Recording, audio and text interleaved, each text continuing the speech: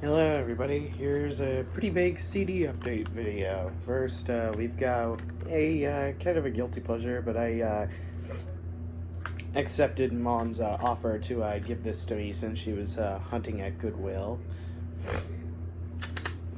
Train. Sometimes I get a little bit sentimental hearing their songs here and there. Help me, help me.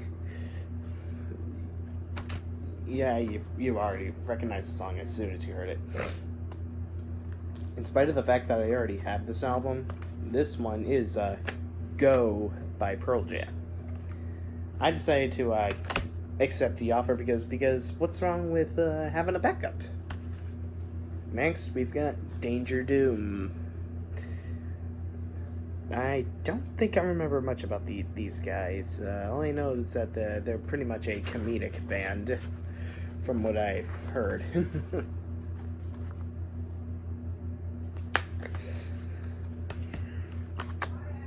See ya! Next, we've got a Bostonian metalcore band, as I've been hunting for Massachusetts bands, but unfortunately due to... See ya! Due to my dismay of now being terminated from my job, but I'm hunting for a job in a dealership somewhere in Boston, so not a deal breaker, is Internal Revolution by Diecast. Pretty fucking awesome melodic metalcore to listen to. If you call yourself a metalcore fan, but yet overlook this album, I don't even know what to tell you. Yes!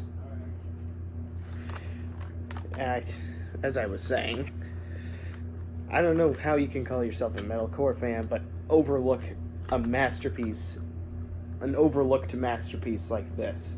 First time I heard of these guys was through some NASCAR video when the song Hourglass was playing.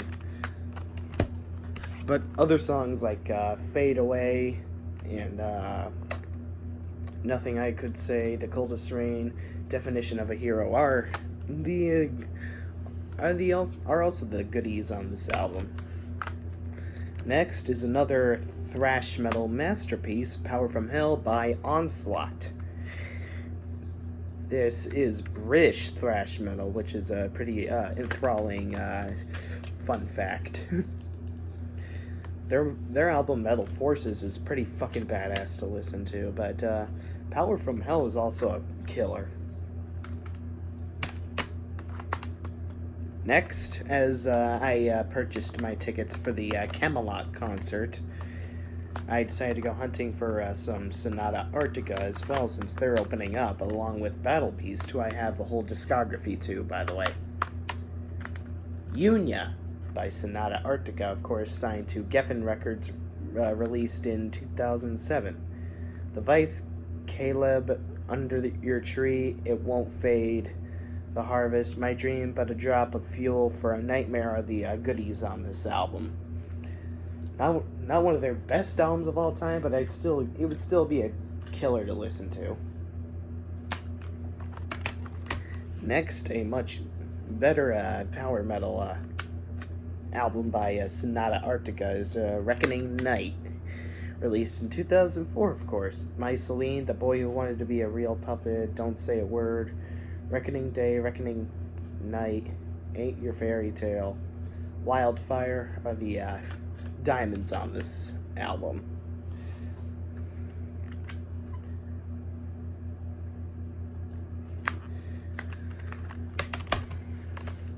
Next is a classic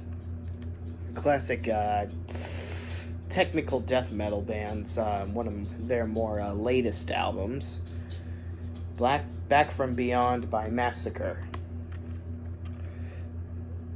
Century Media is what they were assigned to. Ah, yes, 2014 is where I went on a death metal research spree. That's how I remember 2014. Or at least one of many reasons how I remember 2014 is when I went on a huge spree of listening to so much death metal music. Next, we've got another 2000s classic, Phobia by Breaking Benjamin. This definitely echoes NASCAR 07 into my brain. Signed to Hollywood Records. But plenty of the other tracks are good here too. Shh. Next, we've got another, this is a very rare ass gem. You know, it's a very lost. Hey. It's kind of very American when you hear glam metal, since the majority of glam metal came from the ever so abysmal city known as Los Angeles.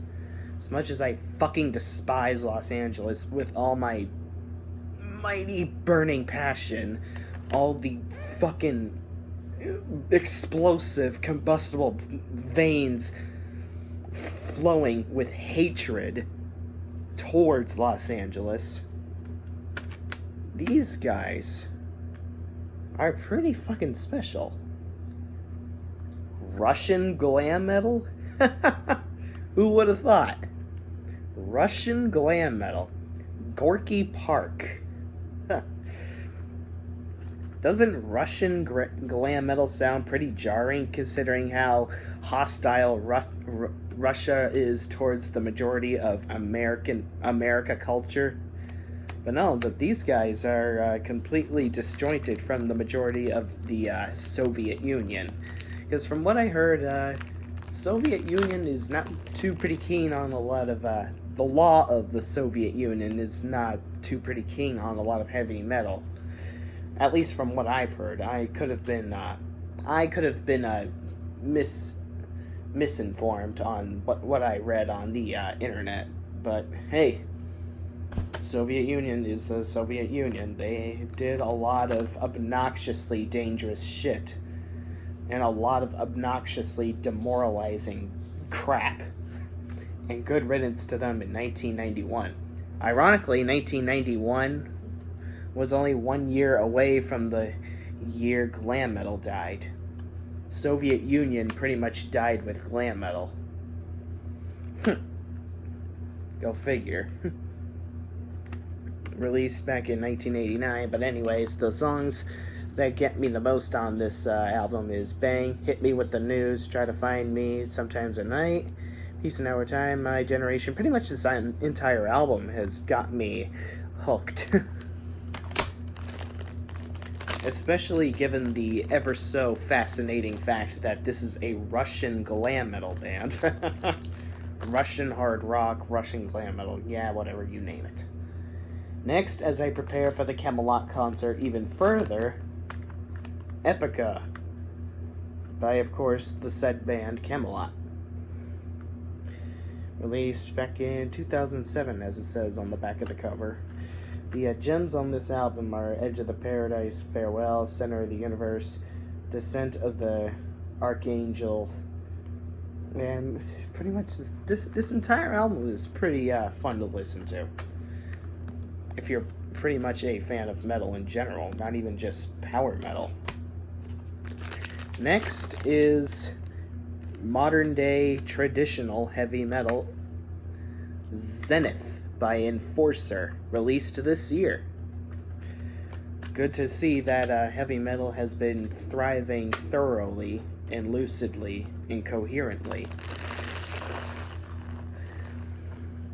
I kind of had a bit of faulty wording there, but whatever. Point is, heavy metal has been thriving extremely well to even this day in 2019. Everyone keeps making this myth that heavy metal has been dead, but no. That's extremely false.